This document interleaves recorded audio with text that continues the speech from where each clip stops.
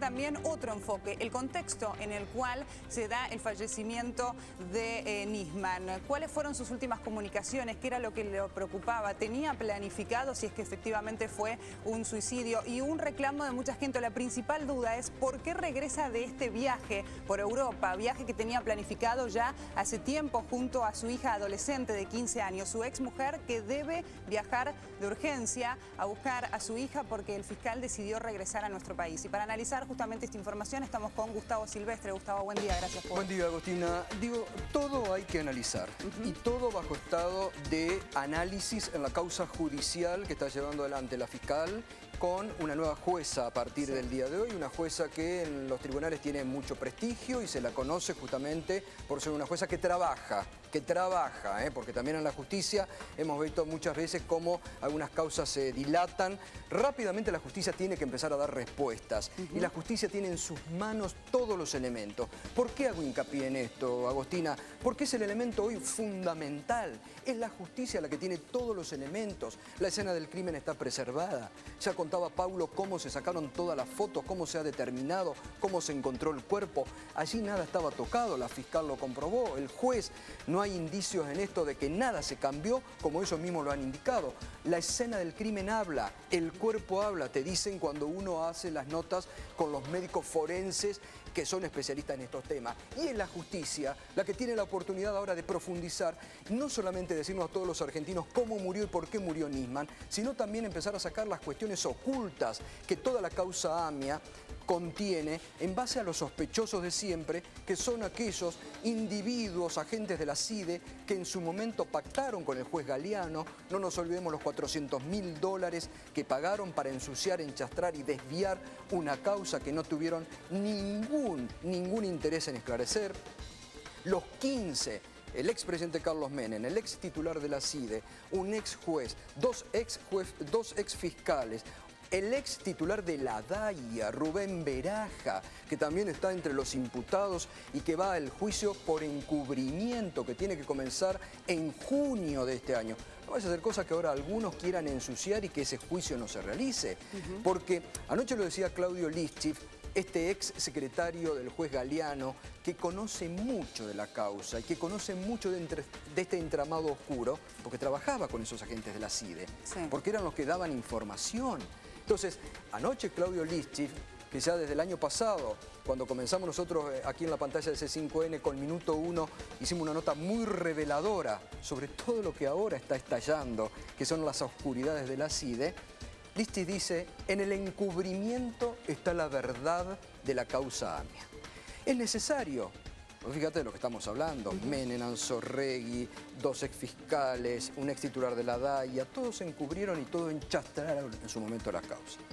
Es muy importante la llegada hoy al país de la doctora Arroyo Salgado, una jueza que tiene mucho prestigio en la justicia y que fue la esposa del fiscal Alberto Nisman, separados desde hace 3 años, con quien mantenían ellos una muy buena relación. ¿Por qué? No solamente porque pide ser querellante en la causa, porque ella también desde el ámbito familiar puede a la justicia dar algún tipo de explicación o si Nisman le dijo por qué el apuro de volver imprevistamente, suspender esas vacaciones soñadas con su hija menor, por qué, digo, nadie se tiene que molestar, porque viste que se molestan porque se pregunta esto, en la reconstrucción de una muerte, con las dudas de la muerte de Alberto Nisman, con tremenda denuncia que había presentado, hay que investigar todo, nada se puede dejar. Lo que sucede es que algunos acá te intentan plantar, bueno, algunos ya lo dicen, una teoría, fue el gobierno. El principal perjudicado de todo esto es el gobierno hoy, porque al gobierno le convenía mucho más, tal vez en términos políticos, el Nisman vivo, hablando ayer en la comisión, dando a conocer las pruebas que un Nisman muerto con toda la sospecha. Entonces el principal perjudicado hoy por hoy es el gobierno de todo esto.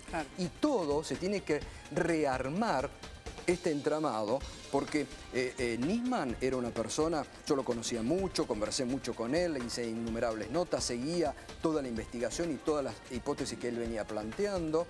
Y Nisman era una persona que en el trabajo diario era muy meticuloso, nunca te adelantaba algo, te decía, te daba pistas, estoy con esto, estoy analizando en su momento cuando fue lo del memorándum. Él públicamente en su momento dijo que el memorándum a él no le impedía ningún tipo de investigación y profundizar la investigación, porque él estaba muy criticado en su momento por algunos sectores, él estaba muy seguro de la pista iraní y a punto tal que siempre se lo preservó y que se lo protegió en base a lo que él ordenó en su momento, y fueron las alertas rojas de Interpol que hasta el día de hoy están vigentes en cuanto a los iraníes, integrantes de algunos del régimen iraní, muy importantes, claro, que están sospechados de haber llevado adelante esto. Ahora, es decir, en ese rearmado, Agostina, sí, nadie tiene que dejar afuera ninguna hipótesis.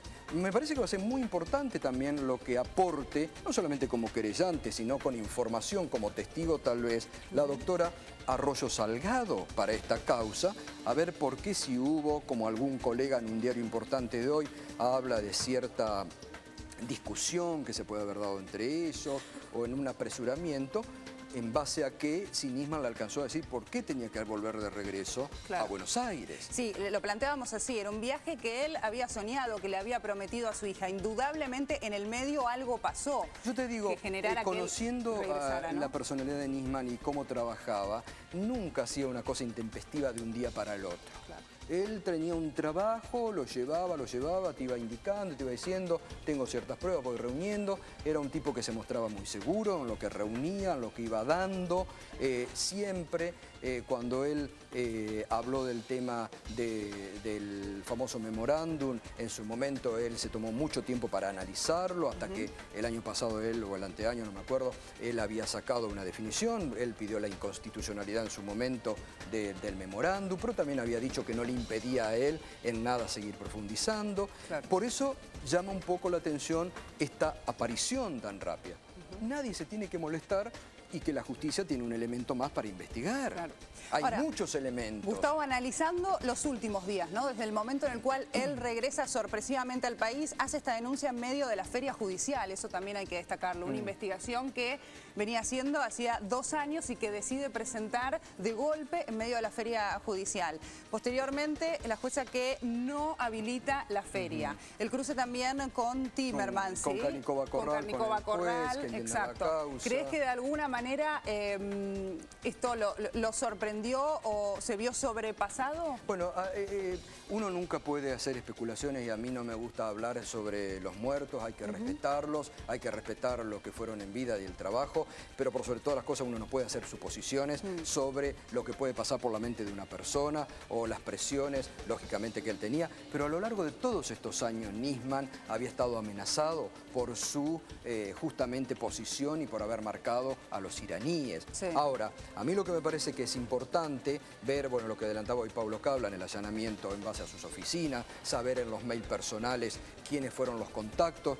Anoche, mira, Claudio Lischif dijo algo que acá es muy importante también volver sobre las relaciones y sobre estos agentes de la CIDE que proporcionaban información a la causa. Ayer el periodista Santiago O'Donnell, que es muy prestigioso, es un intelectual respetado, que fue el que hizo el libro Argin Leak, en base a aquellos famosos mails que se conocieron a través de todo el mundo, de Wikileaks, que también tenían su conexión a Argentina y que desnudaban muchas cosas. Bueno, en el libro de Santiago O'Donnell, de Argin Leak, hay un capítulo que habla de las relaciones del doctor Alberto Nisman con la embajada y con servicios de seguridad. Ayer, Santiago O'Donnell dijo públicamente, contó todo lo que había sido en su momento, cómo los medios argentinos a él no le daban cabida, a Santiago O'Donnell, porque preservaron siempre todos los medios y defendían la investigación de Nisman en base a la pista iraní. Claro. Y ayer Santiago O'Donnell contó que en un momento se entrevista con Alberto Nisman, porque Nisman lo convoca a su despacho para decirle, usted me está tratando de antipatriota, me está tratando de que soy un vendepatria, esto no es así. Y le cuenta a Alberto Nisman, a Santiago O'Donnell, que él recibía la información vía Estiuso de la CIDE, de noticias que le llegaban del exterior o de la propia de Estados Unidos, que él muchas veces veía veía, interpretaba, analizaba, investigaba y que muchas veces la llevaba al expediente. Entonces ahí hay una relación, siempre ha existido y siempre existen estas relaciones. Entonces ahí hay un punto para investigar. ¿Por qué a una persona que se la saca de la CIDE en el mes de diciembre, que se la jubila, se produce esto ahora? ¿Qué tipo de relaciones hay? Eso es lo que la justicia también ahora tiene la posibilidad de investigar porque nunca investigó. Claro. No nos olvidemos, Agostina, un caso que tal vez la gente recuerde poco. El ex ministro de Justicia de este gobierno, Gustavo Vélez, que una vez que había renunciado, muestra en cámaras, en un programa periodístico del doctor Mariano Grondona, la foto de Estiuso. Lo hace responsable de su salida al gobierno y de algunas cosas que habían.